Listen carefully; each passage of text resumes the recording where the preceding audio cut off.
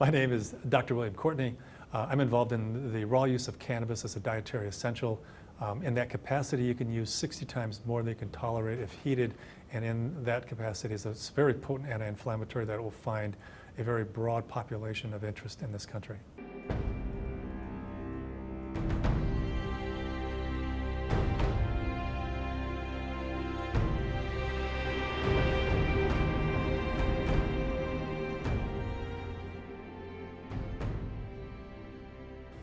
I'm Donald Abrams, and I'm Chief of Hematology Oncology at San Francisco General Hospital and a Professor of Medicine at the University of California, San Francisco.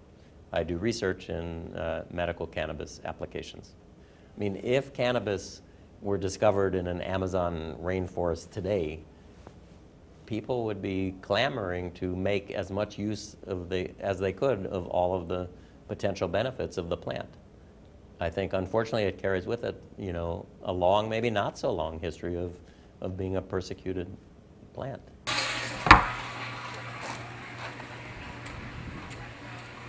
5 years ago, I wouldn't prescribe cannabis for a fellow I went to medical school with because I was such a skeptic. And now it's real clear to me that cannabis, it's a vegetable. It's not psychoactive until humans alter it chemically. No other animal alters it.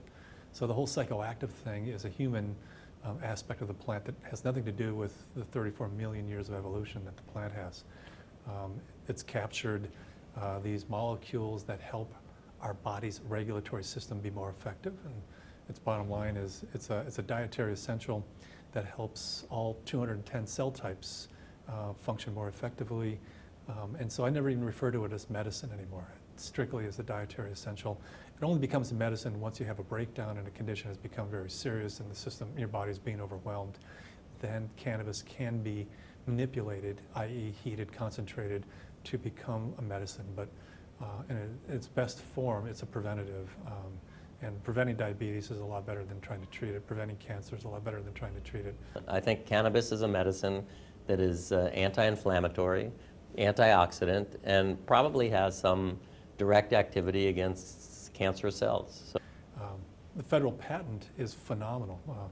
The Department of Health and Human Services since 2003 has had intellectual property on CBD, and CBD is, is a molecule that's coming out of the shadows from THC. It doesn't produce that psychoactive. The majority of my patients don't want to get high at 8 o'clock in the morning and be high all day long.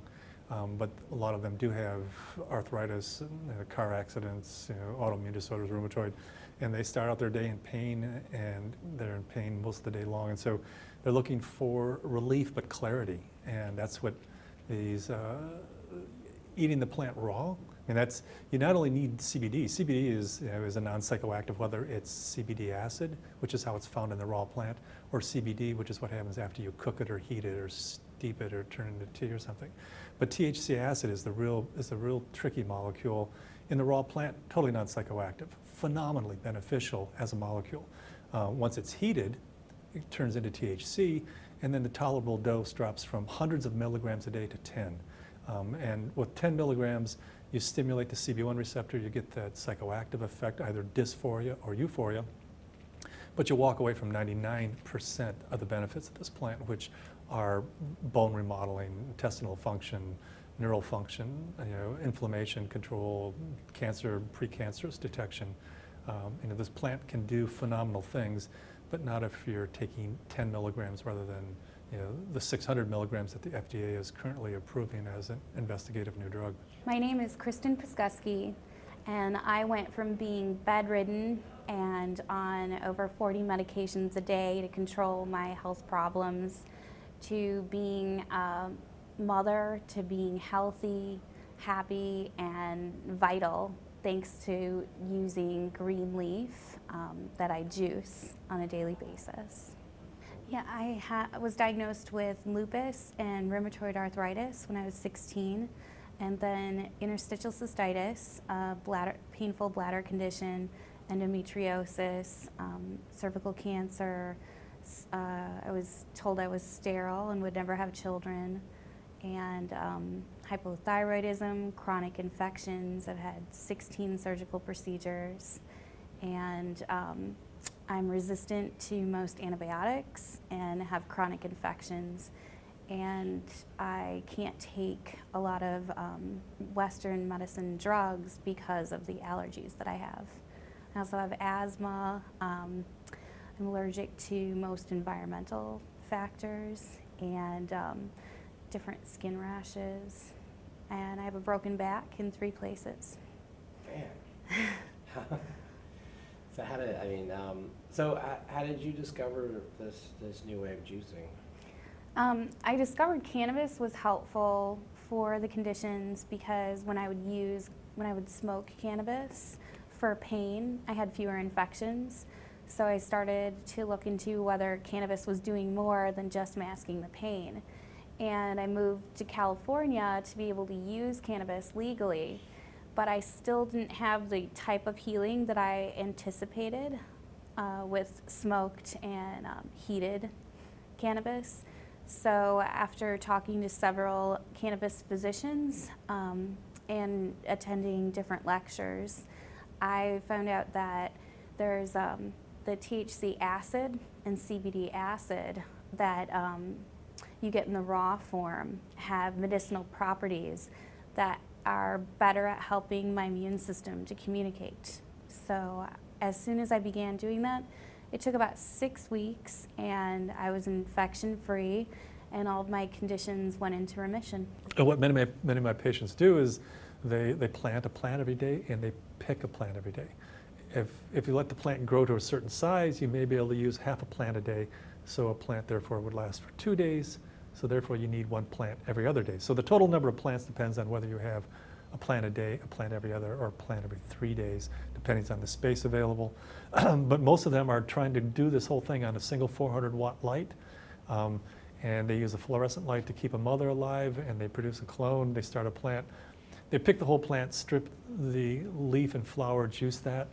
Good indication that the roots are also useful. Stalk is a little fibrous, can bind up a lot of juicers and ruin the juicer because it's just so strong.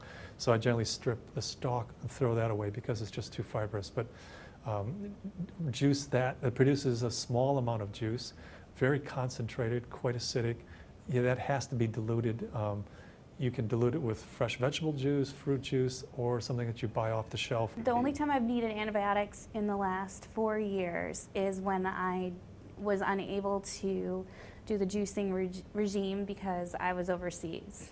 And it was while I was pregnant for the first time with my daughter Zahaya. And when I came back, I had a horrible sinus infection, and they were unable to treat it with 3 different antibiotics. And the rheumatologist at UCSF I was working with thought that I may need to go back on methotrexate and prednisone. And 3 weeks after I got home and I had been juicing again, everything cleared up and I didn't have to go on any of the drugs or take another antibiotic.